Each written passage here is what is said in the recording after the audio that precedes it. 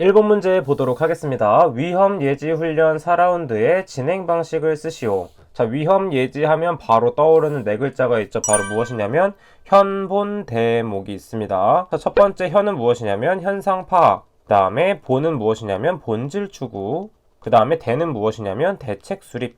마지막으로 목은 무엇이냐면 목표 설정이 있습니다. 따라서 현상 파악이 1단계, 본질 추구가 2단계, 대책 수립이 3단계, 그 다음 목표 설정이 4단계 이렇게 봐주시면 되겠죠. 다음 문제 보도록 하겠습니다.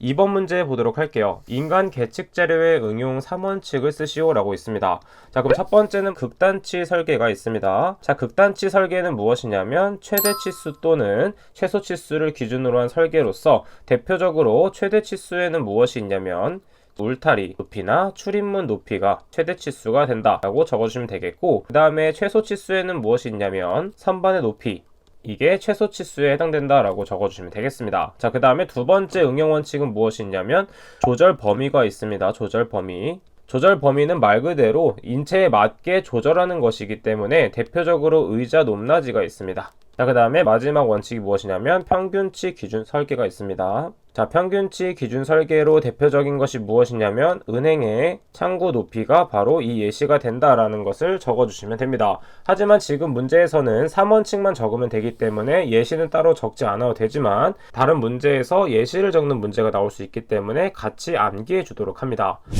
다음 문제 보도록 할게요. 3번 문제 보도록 하겠습니다. 공기 압축기를 가동할 때 작업 시작 전 점검사항 4가지를 쓰는 문제가 있습니다. 자, 이것도 마찬가지로 암기법을 활용해서 한번 외워보도록 하겠습니다. 압력 방출 장치에 회전부에 윤활유를 바르고 그 다음에 드레인, 언로드 밸브를 엽니다. 자, 그래서 첫 번째는 무엇이냐면 압력 방출 장치의 기능이 첫 번째가 되겠고, 그 다음 두 번째 회전부는 무엇이냐면 회전부의 덮개 또는 울, 그 다음에 세 번째 윤활유는 무엇이냐면 윤활유의 상태를 체크해 줘야 되고, 그 다음에 네 번째 드레인은 무엇이냐면 드레인 밸브의 조작 및 배수, 그 다음에 다섯 번째 얼로드 밸브는 무엇이냐면 얼로드 밸브의 기능, 이렇게 총 5가지를 암기해서 적어주시면 되겠습니다. 추가적인 부분도 있지만 이 5가지 부분만 반드시 암기해서 적어주는 게 포인트가 되겠습니다. 다음 문제 보도록 할게요. 6번 문제 보도록 하겠습니다. 안전모에 시험 성능 항목 5가지를 쓰시오 되어 있습니다. 자, 안전모의 시험 성능 항목은 필기에서 암기법을 활용해서 암기를 했던 걸 기억해 주셔야 됩니다. 자, 그 암기법이 무엇이었냐면 충격받은 내관 전체에 물 난리가 턱 하고 발생하였다. 이렇게 암기를 해줬습니다. 자, 그래서 처음에 충격은 무엇이냐면 충격 흡수성, 그 다음에 두 번째 내는 무엇이냐면 내관 통성, 그 다음에 물은 내수성, 물 숫자를 떠올려 주시면 됩니다. 그 다음에 나는 무엇이냐면 난연성, 그 다음에 턱은 무엇이냐면 턱근 풀림이 있습니다. 자, 이 중에서 총 5가지를 적어주시면 되는 것입니다. 자, 추가적으로 내전압성도 있으니까 이때 전이 내전압성이 된다라고 암기를 해주시면 됩니다. 자, 그럼 다음 문제 보도록 하겠습니다. 7번 문제입니다. HAJOP 하조프 기법에 사용되는 가이드 워드에 관한 의미를 쓰시오 되어 있습니다. 첫 번째, as well as는 무엇이냐면 성질상의 증가가 됩니다. 자, 여기에 바로 적도록 할게요. 성질상의 증가. 그 다음에 파트 오브는 무엇이냐면 가와 반대로 성질상의 감소가 되겠습니다. 자, 그 다음 세 번째, other than은 무엇이냐면 완전한 대체의 사용. 자, 그 다음에 리버스는 무엇이냐면 설계 의도의 논리적인 역이 됩니다. 자, 이것은 중요하기 때문에 반드시 4가지와 추가적인 사항까지 암기해 주도록 합니다.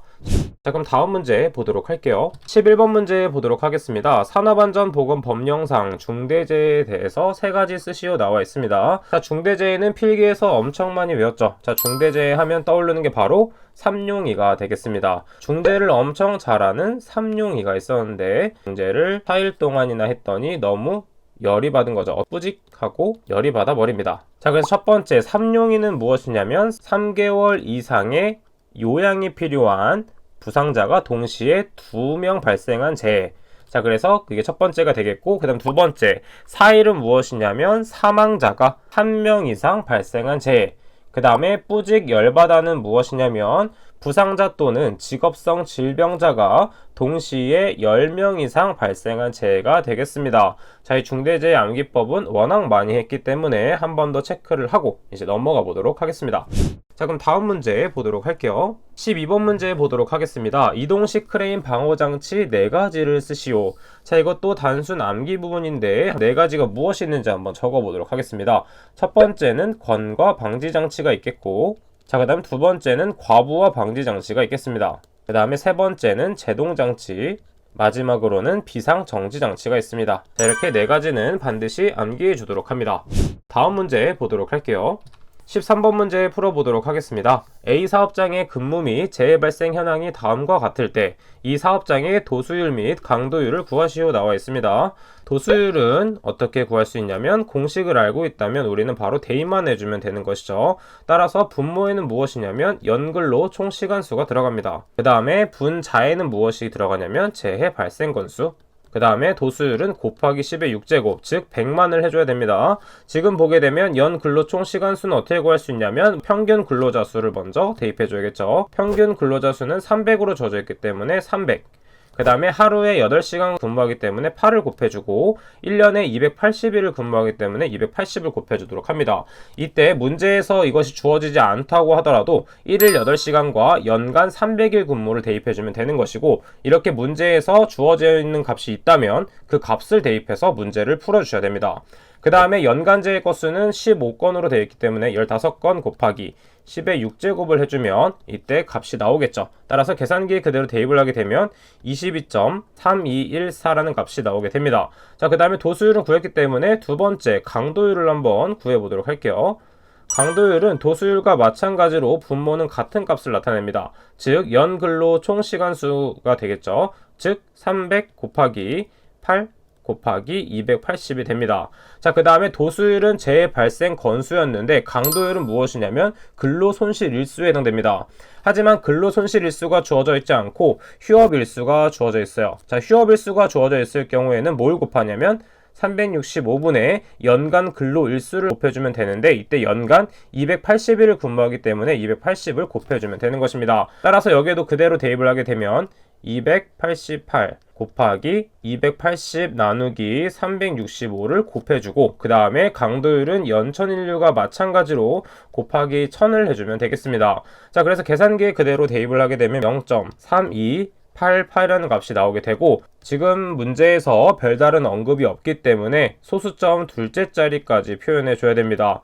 따라서 도수율은 소수점 둘째 자리까지 표현은 22.32가 되겠고, 그 다음에 강도율도 마찬가지로 소수점 둘째 자리까지 표현하기 때문에 0.33이라는 답을 적어주시면 되겠습니다.